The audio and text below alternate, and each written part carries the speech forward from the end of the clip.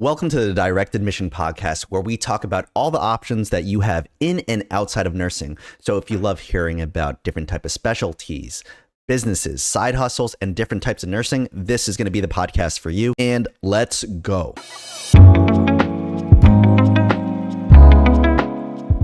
So today we have Candice Brown, a retired nurse that left the bedside to pursue her entrepreneurial spirit and financial consulting business. So, Candice, can you just tell us a little bit about yourself, and let's start from the beginning, like how you got into nursing? Yeah, sure. So, long story short, my mom passed away when I was 6 years old. So, nursing was always something that I wanted to do. I always wanted to been the type of person that wanted to help people, and I always wanted to make sure that in the case of an emergency, my family would know what to do.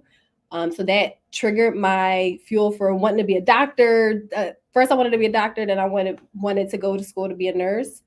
That's kind of how I got started with nursing. I worked in all the different hospitals in the Philadelphia area. So a few different ones, CHOP,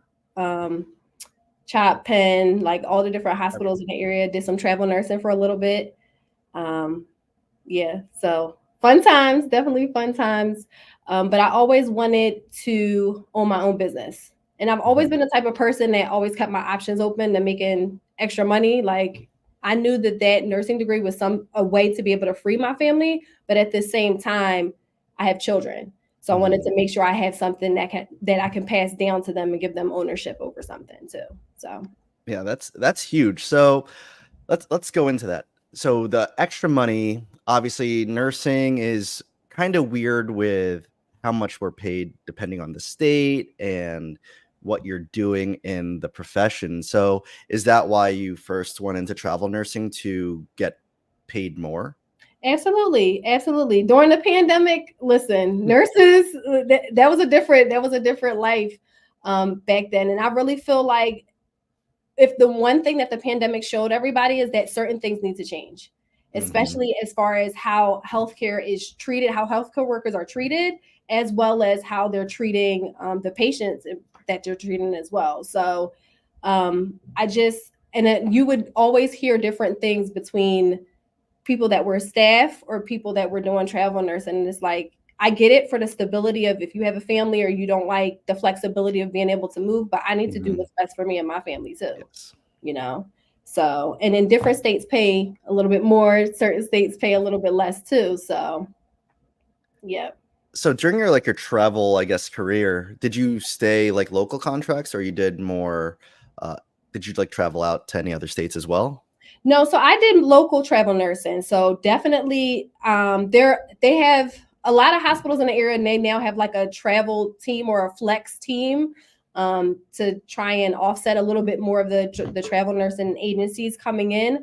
But I stayed local. I did all of my assignments local, just went to the local hospitals in the area that I did not currently work at. And because I had the experience, I was able to move around the way I wanted to. I would have loved to go to California, but I kind of wanted to stay local just because of my family. Oh yeah, that's like the biggest thing too, is that a lot of people ask, like, how come you're not doing those travel contracts that are in California? It's like, I have a family and kids. I can't just pack up and do what all the single people are doing. So that was, I wish I did, just because the money was ridiculous during that time. It could have made a huge difference in boosting you up way further ahead. And then how did you get into like the financial consulting and financial service game? Yeah, so actually one of my close friends introduced me to my coach. So we had mutual friends. They went to high school together, and me and the mutual friend met in college. So introduced, and I've always been that type of person to keep my options open. I love making money. Like you, as a nurse, you go into certain careers because you know that they're going to be rewarding at the same time that you can live off of that, so I've always been that type of person. Like, all right, what's next? Show me what I need to know. And a lot of times, another part is that financial literacy is not taught in our schools at all. Like, you get 18 and then they're like, all right, here's a credit card, here's $50K of student loan debt, buy this house, and now you got $300,000 of debt, and you don't even know, you're not even making enough to be able to pay it off. So it's just like it's setting people up for failure. And I understand the American dream and certain things like that, but we need to shift that to make sure we're making sure that we're making smart decisions with our money. So then that way we can really retire whatever age you want to retire, or travel, or whatever that looks like for that person, so. Yeah, that's true. So when did you switch from getting out of like the bedside, getting out of nursing to do this? So I would say 2023 was like official. I had to make a choice actually. And this is funny because it was literally like a fork in the road in my life, where it was like, choose nursing or you're gonna have to choose your business. And I chose my business. They were going to cancel my contract because I told them that I couldn't make it in due to family obligations. And they decided to cancel my contract. So I was like, all right, I'm gonna take that as a sign from God. Listen, it's time to go. You've been praying, you've been asking for things. I'm giving it to you. Now this is the kick in the butt that you need to go get out there and go after it. So how is that change helped you? Because obviously going from the stability of a nursing job, knowing that you're going to get paid every week or every bi-weekly, to entrepreneurial, where it's like, I got to really hustle to make some money. yeah, it's definitely a mindset shift. So I would suggest anyone that's considering going out there on their own, like, of course you can't determine. A lot of times people see a job as stable, but as we see through the pandemic, even still layoffs now, like Amazon is laying off thousands of people. These businesses are closing left and right. Like, yes, a job is stable, but that still may not be always guaranteed either. So you definitely want to make sure you have multiple streams of income to protect yourself just in case if anything happens. So that was always my main thing. Making sure that was definitely in place to make sure if anything happens, I knew that something else could be able to be lined up. And are you keeping your license alive at all? Like doing like a per diem? Yeah, so absolutely. I keep my license active. Like, I worked hard for that degree. Like, I'm not just gonna, but at the same time, I want to grow my business in that aspect. I love nurses because those are, to be honest, that's literally my best clients. A lot of times nurses make great money, but they not necessarily know what to do with the money that they're making, what avenues to make sure that money is working for them. You want to buy an investment property, you want to have $1 million when you're ready to retire, whatever that looks like. They want to put some money into your college savings funds for your kids. Travel, you could have a travel fund just strictly that's growing in the stock market or whatever. You could do stock markets, you can do high yield savings account, whatever that looks like for that person. But having that money still continually to work for you, and you still be able to take a trip from that fund. It's true. So like, yeah, you talked about a little bit, like the zero financial literacy, definitely in the healthcare is crazy. Or even just overall, just like you look around and like you said, everyone is in debt and everyone thinks that's normal, which is like the worst thing ever. Because like in your like Instagram, you want to have like generational wealth creation. And how could you do that if you're in this type of debt? So like, what services do you provide for these nurses or anyone that ends up working with you? Yep, that's a great question. So what I do is I show you how to be able to eliminate your debt, how to be able to live below your means. I always tell people, pay yourself first. A lot of times when you're making a budget, I'm gonna be honest, it's boring. Like, nobody likes building financial wealth. A lot of times it may not come off as sexy or exciting, but it's gonna set you up for your future or whatever the case may be. So why not? I'm not trying to work as hard when I'm like older. I'm sorry. I'm not. Like, I'm trying to live life the way I want to live it, be able to travel and be able to pick up and change the weather whenever I want to change the weather. Like, you get what I'm saying? So that alone, having that structure is bar none. Like, making sure you're paying yourself first. If you can start investing, start investing. I usually say at least save about 10% of what you make per week, per month, bi-weekly, whatever that is. Put it aside. That's I call it the treasure chest. So instead of an emergency fund, go to $1,000. You got $1,000 saved up. So just in case an emergency, you have that money to be able to go to instead of going to those other accounts that you're using to retire on. So Definitely that. Make sure you're maxing out your retirement accounts through your employer Hmm. if you can. And like I said, there's baby steps. Take your time. You don't have to do everything at once, but implement something so then that way you're not having to wait until you're 40 and 50 and like, oh crap, what am I supposed to do now? I can't retire. How do you break that barrier for, I guess, specifically nurses, where they look at their paycheck, they probably don't contribute to their 401k or 403b, and then all of a sudden you're telling them like this is what you have to do. Then they're like, oh, but doesn't that bring my paycheck down? Like, Mhm. how do you break that barrier of being like, this is what you need to do to retire as well as budget correctly? Like, Right. how do you do that? So what I really just ask them what their dreams and their goals are. So what do you want your life to look like in 5, 10, 15 years from now? Like you say you want to be able to go to Bali on a weekend. Okay, this is how much it's going to take to go to Bali on a weekend to be able to make that happen. You say you want to retire at 36. And that's a lot of things people think that your retirement is your age. The retirement is a number. How much money do you have saved and invested in order to be able to live comfortably and never have to work again? Mm-hmm. So a lot of people don't realize that, but it's baby steps. Take little things, take little pieces at a time. But usually what I say to them is make sure that I understand it may be coming out of your check right now, or you say that you're having lower pay, but you know you're gonna spend that money anyway. A lot of times people don't know where they're not really tracking what their money is actually going to. So why not Mm-hmm. put a small percentage aside? That way it can grow and can compound, and you can retire a millionaire. Like it doesn't have to take long, you know. So a lot of times people feel like, and that's another thing, we have to uncondition ourselves or unlearn certain things that we learned about money growing up. Oh yeah.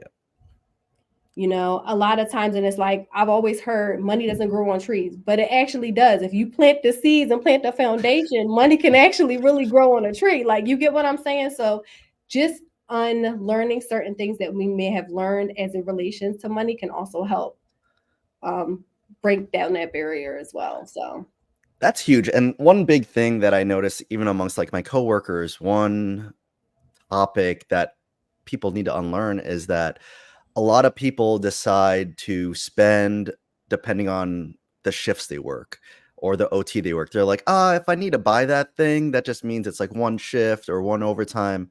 And then I'm back at even again.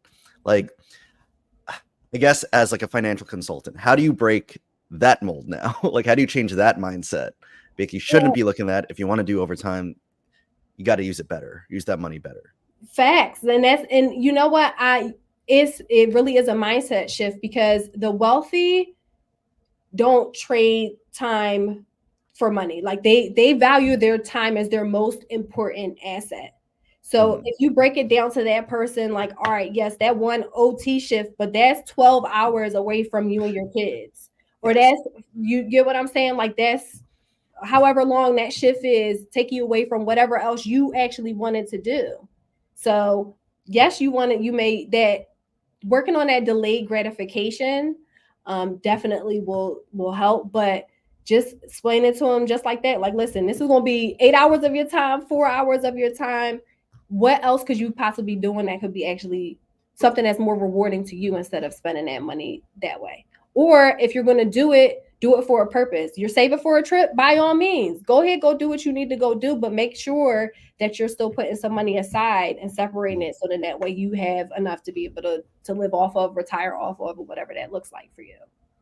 And yeah, that's such a big thing that I just keep seeing being brought up. Like, oh, how many shifts do I need to pay off this car? How many shifts do I need to go on a vacation? Mhm. And for the people that don't understand investing, how do you a lot of people think it's like gambling. Mhm. That's one of the biggest things that I hear is, oh, why would I put it in the stock market when I know I could just have it in my checkings and I know it's there? The Right. value will technically not change, but but And yeah, that's I'm sorry, go ahead. no, no, That like you're leaving your money in a bank for the bank to use your money at 28, 29, 50%, and they're giving you pennies on your dollar. Why not put it in a better investment vehicle where you can do the same exact thing that the bank is doing, and then that money is going back into your pocket? Mm-hmm. You get what I'm saying? So why not? And I get it. It looks like gambling, because I know I've heard as of recently, like more people are starting to lean towards gambling than they are towards investing. And it's like, everything has its ebbs and flows. Everybody was in the Bitcoin when it first came out, and then when it shot up to 60 K, that everybody was all on another bandwagon, or when the stock market was doing whatever it's doing. But if you consistently do something called dollar cost averaging, with taking a little bit, say it's $5 every single month, you're still putting that in. That money will grow a lot faster than just leaving it sitting in a bank account. You are getting half of a penny every 3 months in your bank. Why not get your money that's getting a higher percentage, double digit percentage, versus leaving it in the bank? The bank gonna use your money anyway. 100%. So yeah, so that's how I usually kind of break it down, is just making sure talking about dollar cost averaging with people. Like, it doesn't have to be a lot. If you can only save $5 per month or per week until you build it up, by all means, do what you need to go do, because once you're able to handle what you have now, you'll be able to handle a lot more in the future. Yeah, especially like you said, you're paying yourself first. Don't look at it so often, because that's what people do. They're like, oh, the stock market went down, even though it's like in an index fund. They'll be like, my $5 is now worth $4. What am I doing here? This is gambling. I'm losing money. But they just don't understand the time horizon of it. And everyone's looking also for that get rich quick scheme, where they're like, I want to retire now, instead of putting in the work to retire early. Right. Earlier than 65. Exactly. And that's the thing. Like, I'm not saying that every investment comes with a risk. When you're actually putting money on sports bets or gambling or parlaying or whatever, you're taking a risk there. You can lose all of your money doing that too. You get what I'm saying? So real estate is also a risk. The housing market, it's been doing some crazy things as of lately. It's been up for the most part, but we seen what happened in 2008. So get what I'm saying? So like, those things, yes, I get it, but you have to ride the wave. If you know that I'm 30 years old, I don't plan on retiring until 65 or whatever the case may be, okay, great. If it's someone that's an older client that's more closer to retirement, then I'm putting them more in a more stable account, because I know that they're looking towards income. They're getting ready to cash out. They're getting ready to move some things around, so it all depends on the person, and it's very personalized. But you have to know you have to know what you want your life to look like. Like I said, 5 years from now, 10 years from now, whatever that looks like for that person. And then you can kind of say, all right, this is how much I need to have in order to be able to live the life that I say I want. Yeah, that's true. So just going into your business, are you like the full owner of your financial consulting business? Yes, sir. Yes, That's sir. awesome. And how did you learn did you go through like another company at first before you branched off? Yes. So we are independent contractors. So I will have full ownership at 300,000. So I'm on my way. I'm a broker now. So we have an office. We have a shared office with other people within our team, our mentors. But yeah, it's been definitely a wild ride. Definitely a wild ride. I love what I do. Like I said, I tell people I get to save people's lives in a different way. Because we're not taught how to manage our money. We're not taught how to make our money work for us. And coming into this space, I came into the space just to make some additional income. I wanted to offset what I could do on my 4 days off. I was working 3 days. I had 4 days off. If I could make some extra money doing on 4 days, I'm making some extra money on those 4 days. That's not requiring so much of the strenuous work that I was going through as a nurse. We're on our feet for 12, 16 hours, sometimes not paying. Like, there's a lot of times that a lot of people in nursing, they don't necessarily talk about, but we go through a lot of stuff as a nurse, like you're dealing with family on top of medical and clinical stuff. Like, listen, and that's why I say this all the time. I love nurses, because y'all are anyone in the healthcare professional, y'all are my favorite clients because y'all have a heart for the people, and I know you work hard at whatever you do, whatever capacity that you're in, you know. So, um, but yeah, it's definitely been a wild ride. I love what I do. Coming into this space, and I always, like I said, I've always been the type of person that I want to be able to pass down something to my son. I have a black man in America that I'm raising. Mm. I don't want him to ever have to feel like he has to go and ask anyone for a job. You have a business right here that you can inherit, sir. Learn the game of money. And he does. Like, he's been reading Rich Dad Poor Dad since he was like, what, 9? Like, yeah. So like, and that's another thing. A lot of times people start businesses or people work so hard to accumulate wealth, but then they don't pass those lessons on to the next generation. So yes, it's great to make all this money while you're here, ball out, live your life. But if you're supposedly creating a legacy for your children, make sure they know how to manage that money too. And it's simple as just having them in the room, having a conversation about money. Listen, I got a budget this month. This is how much we need to do for groceries.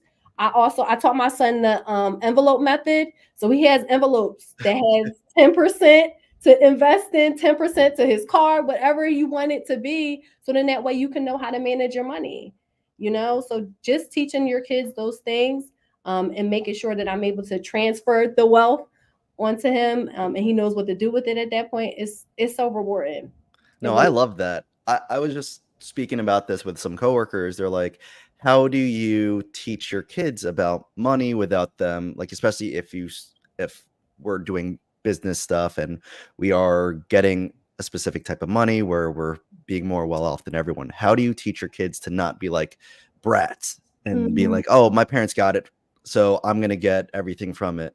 I'm like, the wealth is also in the knowledge that you're going to teach them.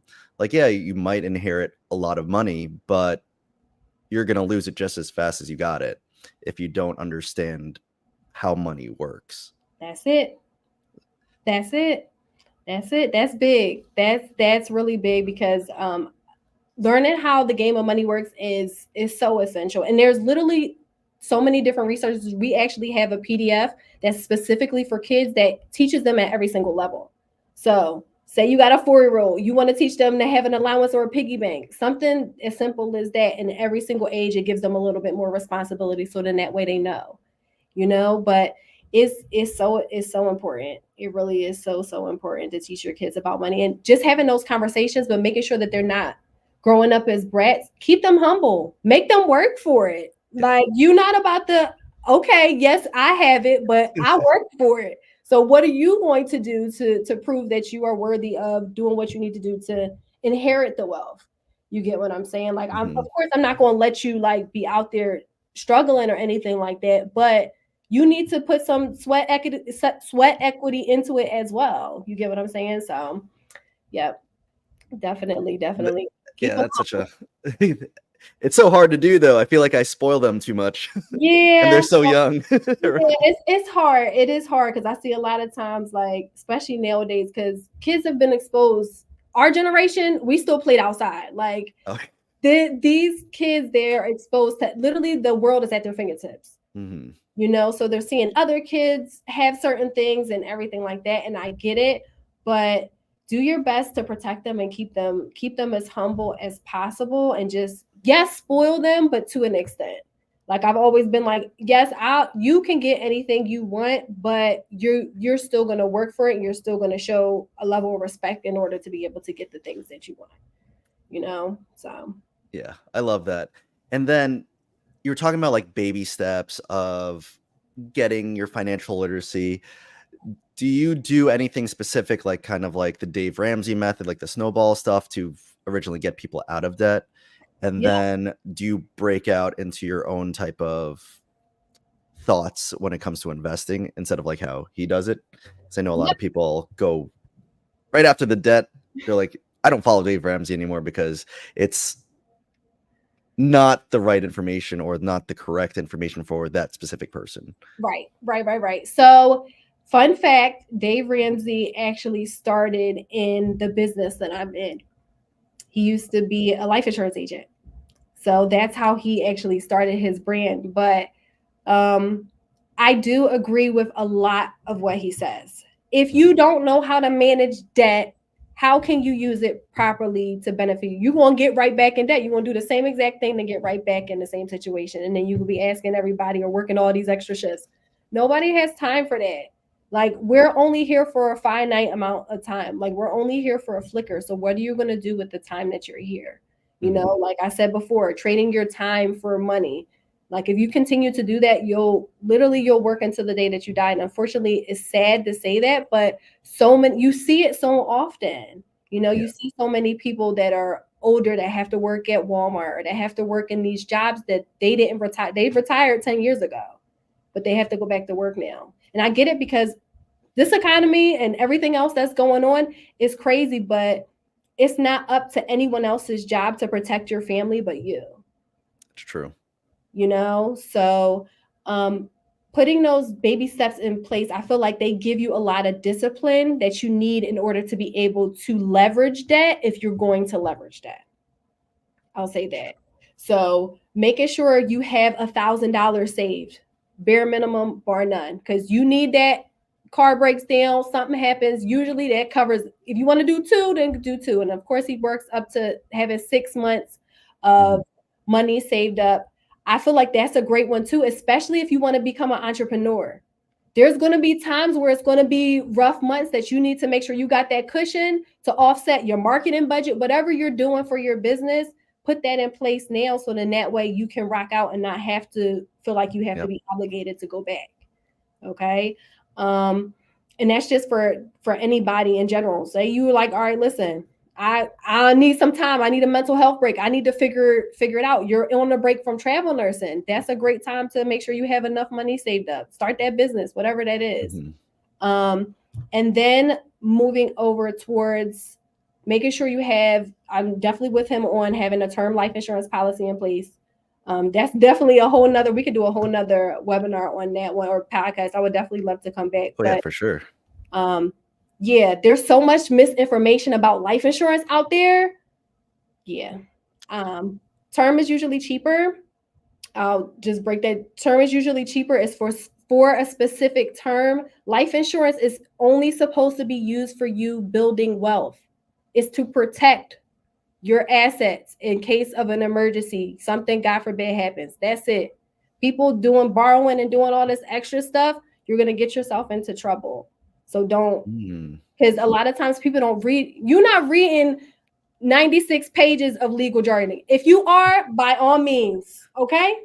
And if you understand it, because a lot of times a lot of those things are very confusing.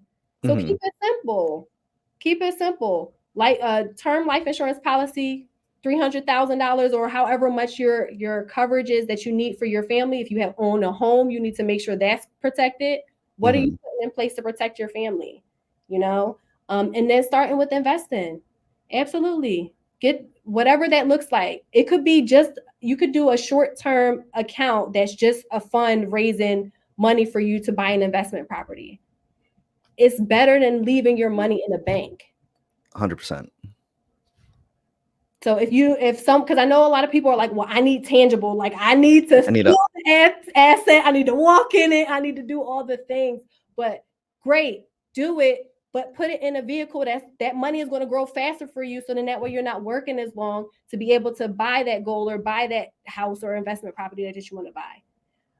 And then I definitely say start investing at least like 10% of whatever you make. If your job matches, only do up to what they match. Don't do more. If you're going to do more, go get an account, an IRA, Roth mutual fund outside of your employer. You can max out at your employer, great. But always have something outside of work. And then one more, make sure that you, a lot of times people, especially as nurses, we leave different employers and we forget about retirement funds that we had there. So I have, if anyone needs that information, I can send it to you. But yeah, you can literally Google it, say any retirement accounts out there in my name, or unclaimed funds, I think it is. And it's for every single state. Google it and see if you have some outstanding money laying out there for you. Because if that money is just sitting, they're not doing anything with it. put it in an investment account that's growing faster, so then that way that money is still working for you too. No, I love that. Like I have a few like family members that moved from hospital to hospital to hospital, and they're like, I don't even know where my accounts are. I was like, you're crazy for not knowing where your money is. Yeah. Just sitting somewhere doing nothing when you say you want to buy a house, you say you want to do all these other things, but literally there's free money that should be growing for you, but it's not. So that is such a big gem that you just dropped right there. Yep.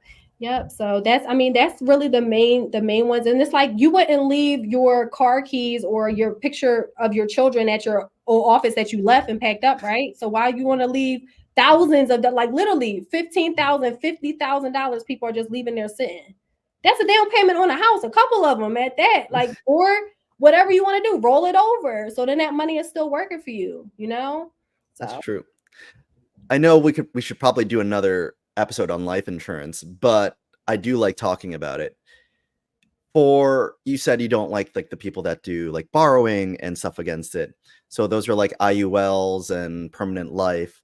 So are you technically against it? Because I know for some policies you could use it to technically grow. I wouldn't say it's an investment, but so that's the thing. A lot of those companies are getting sued now because of the deceptive sales practices that the agents have used. IUL policies, they mimic the stock market. They are not an investment vehicle. You have to be investment licensed in order to sell investment products, which I am, but you have to be investment licensed in order to be able to sell those products. Now, you can always ask that person. I would say if you're ever interviewing a financial advisor, ask them to pull up their FINRA, pull up FINRA website and type in their name. If their name don't come up, then listen, I gotta go see somebody else. Because seriously, if you're literally trusting somebody with the most important thing that you have, like your ability to produce income, like your livelihood, you know. mm-hmm. So you want to make sure that that person is doing right by you, and you can literally pull up if they have anything on their record at all, it'll pull up on that website as well.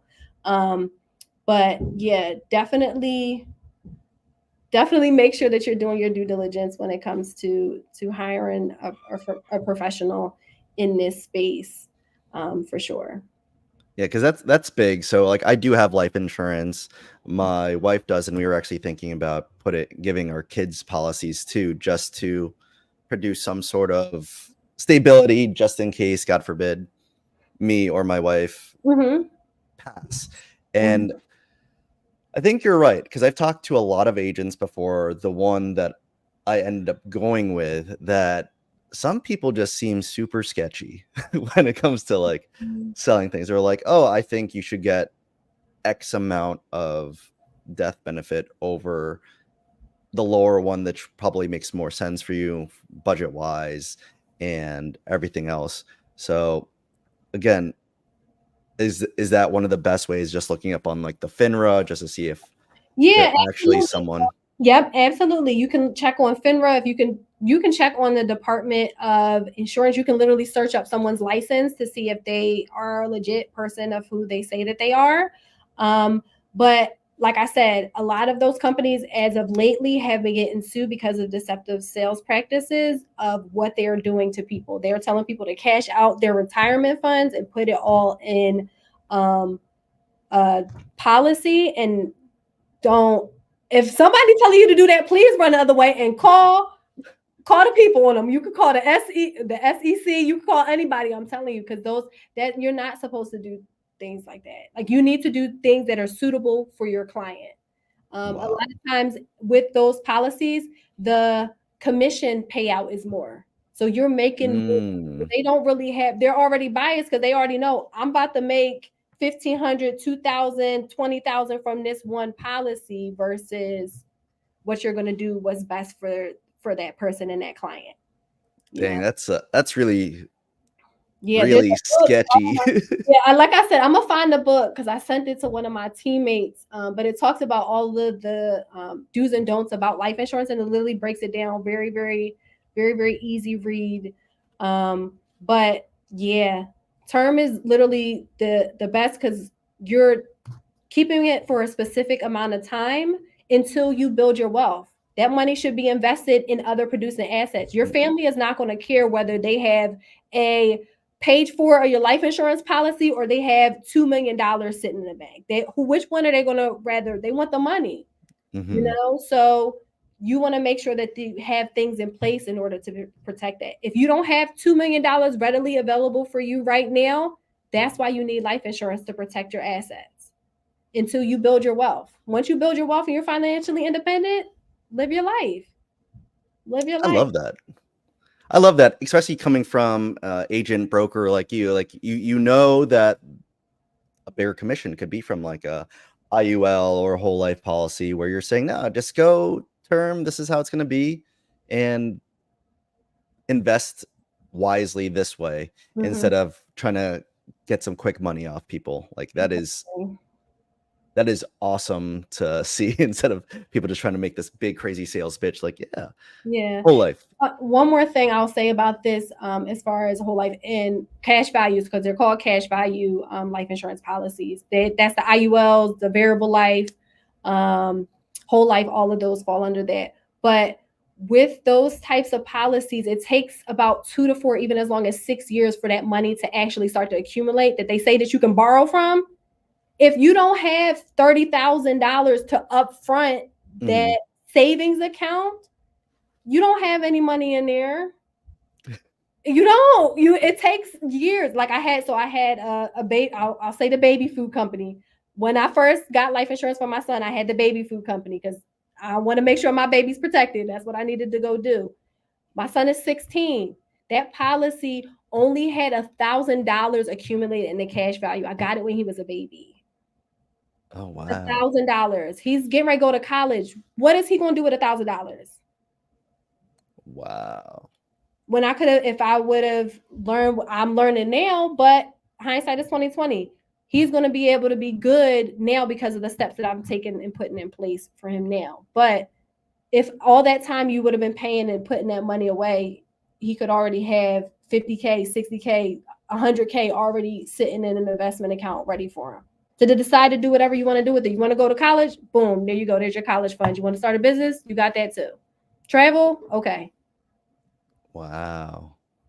So, but just knowing those things, because life insurance was never taught to us. That's something that people don't talk to us about. They tell us, oh, yep, you gotta go get a whole life policy because that's the person that used to come to the door and everything like that. Like those policies are structured in a way to don't benefit the client. They benefit the insurance company and they benefit the person that's selling that policy. Wow. So what are these steps that you're doing for your son to be better off in the future? I charge him rent. Ooh, dang. Yeah. Yes, I charge him rent. And literally that's his savings account. Like that's a savings fund. I don't touch it. That's his, but he doesn't know that. Well, I mean, he'll know it now, but you get what I'm saying? Like that's for him to be able to learn that responsibility. Oh, at certain times I have bills and I have responsibilities to make sure that I have to take care of. And just exposing him to the environment. Your kids are sponges and they want to be around you. They love you. They want to learn from you. So don't keep money a secret. Like tell them about, listen, we got a budget for this. This is how much it costs to be able to go from here to here. You get what I'm saying? So just showing them different things like that. And he's now at the age where, like I said, he's 16. So he's ready to start working and driving and everything like that. So he helps me in my business as well. So he's my office manager. He'll make calls for me. He'll set up my CRM and my back office stuff. So just keeping your kids in the loop of what's going on, because I feel like a lot of times, at least within the African American community, money was kept a secret instead of having those conversations. So then that way the next generation knows what to do different. So I feel like that's culturally something similar. And since I'm Filipino, like money is just taboo to talk about. It's just like, if someone's actually going to talk about money, it's more so going to be like, what did you buy recently to make you look like you're doing really well? If you have like the Mercedes, the BMW, like the Louis purse, the Rolex, anything like that, that's how you know, how you pretend to know that someone's doing well. Yep. And that, I think somebody, oh my goodness, I forget who said it, but they said you're trying to keep up for people that you don't like, or paying things that you don't, for money, with money that you don't even have, for people that you don't even like. Like, why are you trying to keep up with all the Joneses? And it's literally on like 1,000 now with social media, because you seeing everybody with taking these lavish trips, and you like, I work a regular 9 to 5. Like, well, not a regular 9 to 5. Like, I work a 9 to 5. How are these people able to live this type of life? Don't worry about them. Focus on your own paper. Because a lot of times they got debt, and you'll see in about 10, 15 years from now, they don't have nothing. You see what happened with a lot of celebrities or people that don't necessarily are taught proper financial literacy, and then they get a large amount of money and then they lose it all. I don't want to be one of those people. I'm not going to be one of those people. If you work so hard to accumulate your wealth, make sure you're doing as hard of a job to keep that money. It's not about how much you make, it's about how much you keep. It's true. So true. Because it's such a, like, we keep going back to it. So, like, the mindset of keeping money is so hard to, I guess, unlearn. And I guess it just keeps going back to being like, how do we, as, I guess, here on the podcast, I love talking about money, talking about personal finances. That is literally your business. How do you reach people to not scroll so much on Instagram, TikTok, and be jealous of pretend, Right. Everybody is showing their highlight reel on social media. It's a highlight reel. No one is really showing their downs or their worst moments. And that's fine. That's the way social media is designed. It is what it is. That's the world that we live in. But you always got to check back in with yourself. Like, I came into this space to get free. I knew that the job that I was currently doing, that CEO was never going to pay me enough to live in the same neighborhoods that they live in. So I got to go get mine. So you already got yours. Your grandbabies are already set up. I need to make sure mine are set up the same way. So just knowing that and standing grounded in what you came here to do, don't worry about what's going on the sides of you, because that's their path. A lot of times your timing is your timing too. That's another thing I had to learn as an entrepreneur. We want things to happen right when we want them to happen. And a lot of times it may not be that. But as long as you continue to plant those seeds and nurture those seeds, something is going to come to fruition. Something is going to come to fruition from it. And if nothing else, you have a lesson. You learned what not to do. You know what I'm saying? To be able to pivot, to be able to make yourself better and your family's lives better.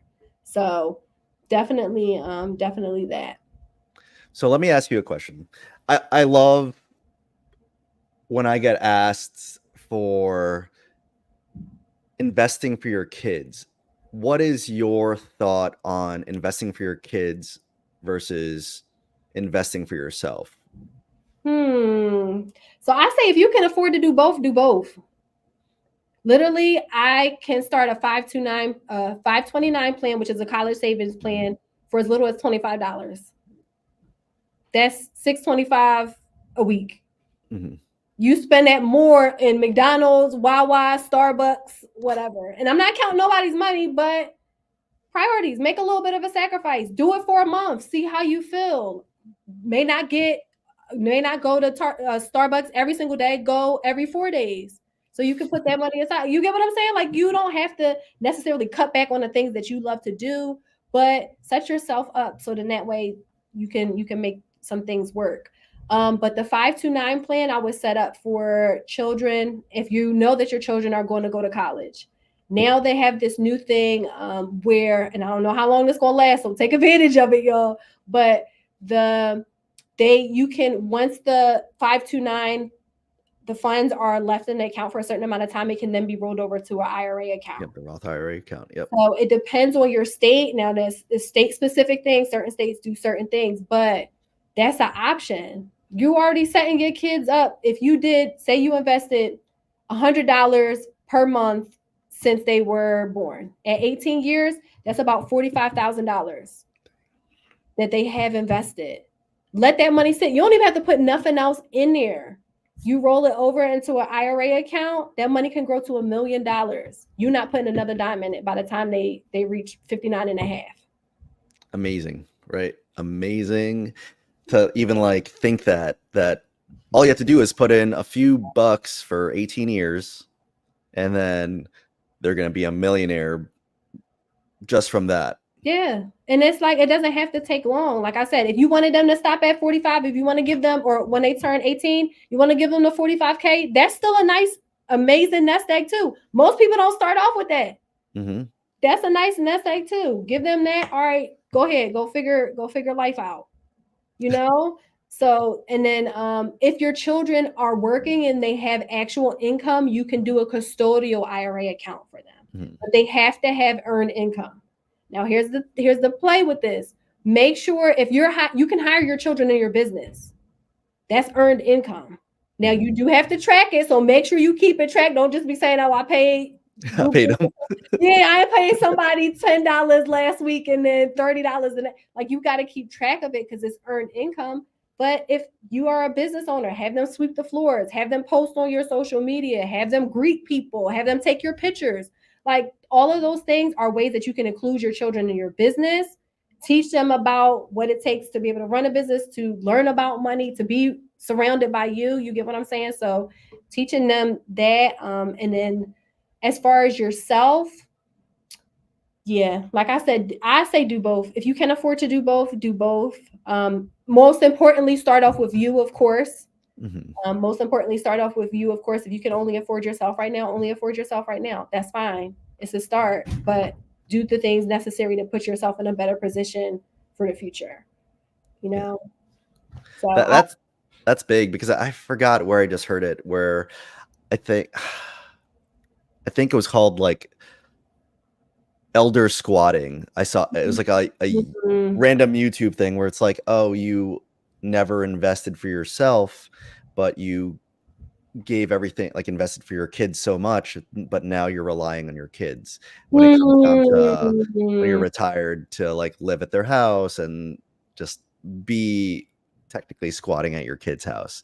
And I was like, wow, I didn't even think of it that way. So it just reaffirmed that, yeah, I should always be investing for myself first. And if I have extra, then yes, I'll absolutely take care of my kids to an extent. Yeah, exactly. And that's what I'm saying. Like you don't depend on your parents for 100% of your income anymore. So don't expect your kids to depend on 100% of your income anymore. Yes, at certain times you're going to have to let your children fall, or they're going to have to learn. They're going to have to stumble. They're going to have to learn from themselves throughout life as well. That keeps them humble too. But I've always been the type of person, like I never wanted my children to have to start over. I don't want my kids to have to get it out the mud like I did. Nobody showed me financial literacy. Yes, there were certain things in place, and I'm phenomenally grateful for the things that my parents put in place. But I want to do better. You're always supposed to do better than the last generation, right? Yeah. So just by doing those things they're a game changer. They really are a game changer. Perfect. And like we're getting close to that hour here. So if anyone wanted to, well, if you had any advice for people that are trying to get out of debt and understand their numbers, what would you give them? Start with a basic budget.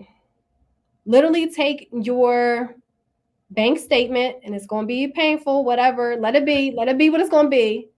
And write out what you spent your money on last month. A big thing for me was food. I love food. Okay? I love it. But having a budget so then that way you can still enjoy the things that you like to enjoy and reward yourself for doing the things that you want to do can set yourself up monumentously. So that, and I would say it's never too late to get started with investing. Mm-hmm. It's never too late to get started with investing. Start now. Stop waiting for the market to go up, down, sideways, whatever you waiting on to do. Oh, I don't have enough. Go make enough. There's plenty of places that you can make money from, literally from your phone, from the comfort of your home, to use that money to fund your retirement. You get what I'm saying? So if you feel like you're not making enough, you have to increase your worth in the market. So do whatever you need to do. Learn a new skill. Pick up a new license. Do whatever you need to go do. Is any people making millions of money on social media. Like if just being themselves too, like literally, I'm like, wait, what, how? But literally find something that you're passionate about, do that, and then if that can turn into income, turn that into income for yourself. Yeah, it's never too late to get started investing. And then the last one I would say is always protect your income. Always protect your income, because that's literally the most important thing that you have. AT&T, Verizon, all of these major companies are not going to come and save your family. Yes, you want to pay your bills on time and you want to do what you need to go do. So definitely make sure you're doing that, but don't ever forget to make sure you have something in place to protect you just in case if something, God forbid, happens. Yep. That's huge. And if anyone wanted to reach out to you, get your services, how would they get in contact with you? You guys can definitely reach out to me on social media. So financial free awaits. I can also give you guys my phone number, 215-929-2269. If you text that number, say you heard me on Brian's podcast, I'll give you guys a discount. Also on Facebook, Candice Brown. Perfect. Yep, Candice Brown. I'm also on TikTok too, financial free awaits. So anywhere you can fit in, I'll get back to you. And I'll put that all in the show notes. And Candice, this was a lot of fun. I'm definitely going to have you back on here because I love talking the life insurance stuff too. Thank so you. I really appreciate you taking time out of your weekend to hang out with me on this. I really appreciate it. Thank you for having me, Brian. All right. Have a great one. And again, thank you so much. Thank you. You too. Enjoy your weekend.